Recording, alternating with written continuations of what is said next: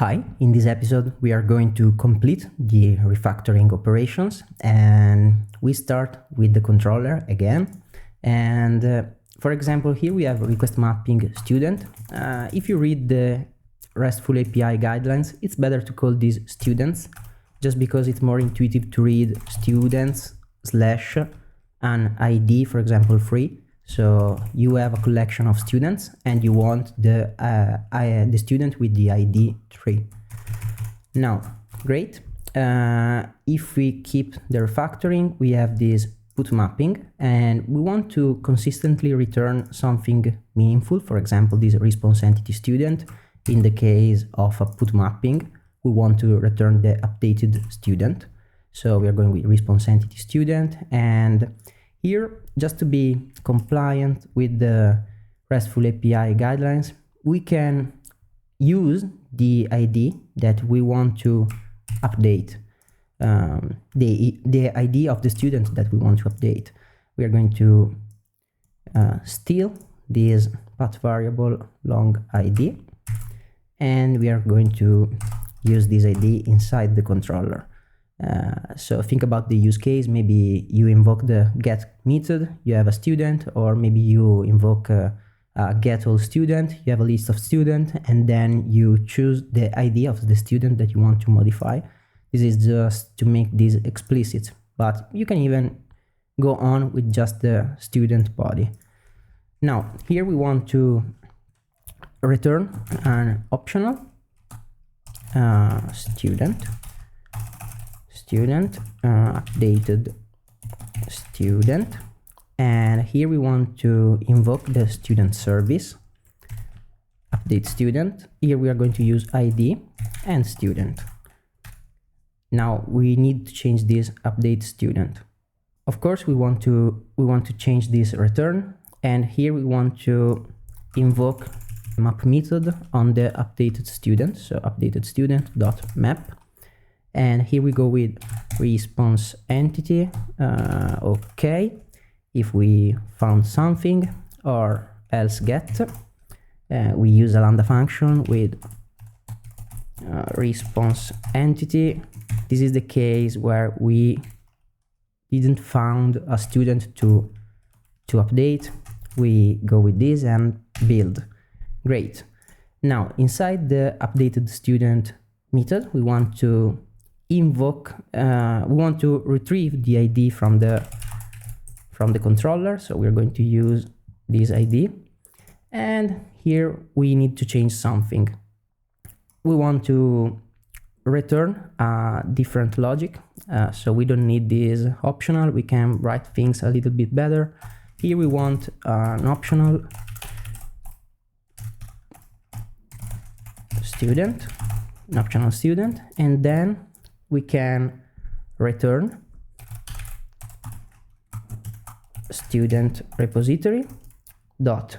Okay, what we have to do, we have to find the student that we want to update, and then we want to map. If we find something, we want to invoke a function and do something with the existing student that we retrieved.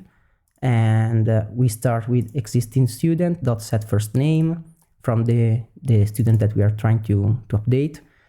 This is what we have from the controller. We are going to set the first name and the last name, and inside of this map method we want to return student repository dot save existing student.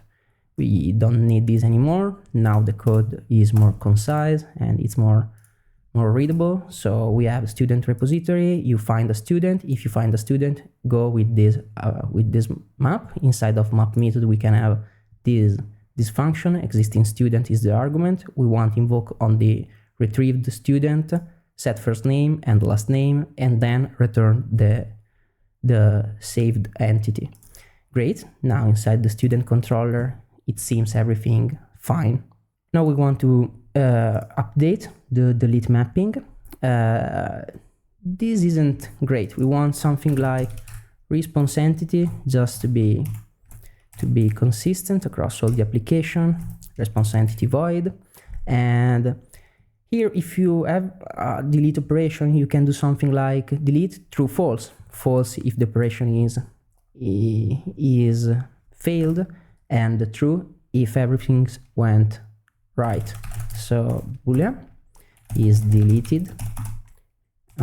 We can do student service dot delete student by ID, and here we can use an ID, and then here we can write something like if he is deleted, then we want to return a response entity, no content, because we don't have a content build. Else, this is the case where the operation went wrong and we don't have a student to delete. Response entity not found build. Great, now we don't need this return anymore. You can even simplify this and don't use this else, but I think it's nice to have if else.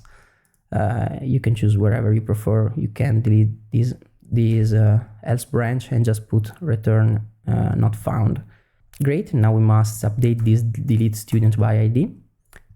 Of course, we want to do something like the update student. We can directly return the operation, so we can say return student repository dot find by ID. We use the ID and we go with map, and now if we have the existing student, we can do on the student that we retrieved student repository dot delete by ID, and then we can do return true. Okay, and in the case we didn't find a student, or else false. Great, now we must change the signature. We are going with boolean. Great, and at this point we have this clean method where if we delete something we return true, if we didn't find a student we return false. Now let's check with SonarLint. Okay, 2 issues.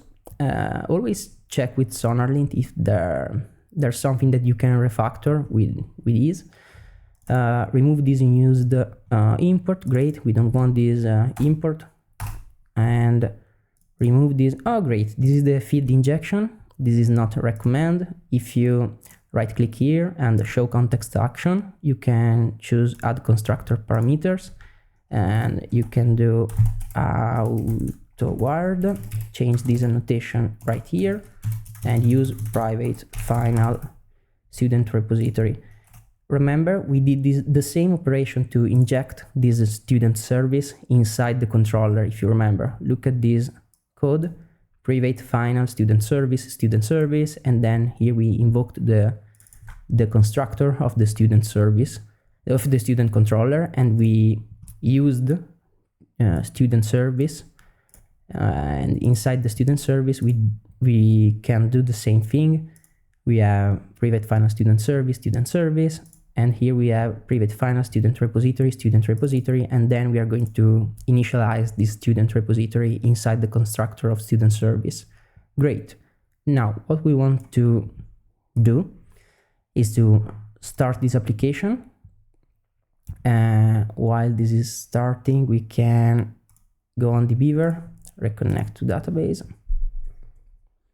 Great, now we have this JustMeet with the ID 203. Let's check the application. Great, it's started. We can go on Postman. Remember to use students with DS. If we go to put, we want to change the student 203.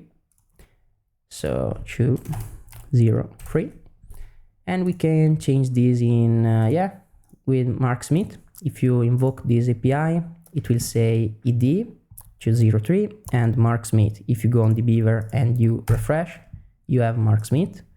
And now go back to Postman. If you try to update, for example, the 204 and you press send, 404 not found. Great. And if you try to delete this, 204, this ID, the student with the ID 204, it will throw an error because you don't have 204. 404 not found. Great. Now we want to delete this Mark Smith to test the API. So we go with 203. And if we go with send, 204.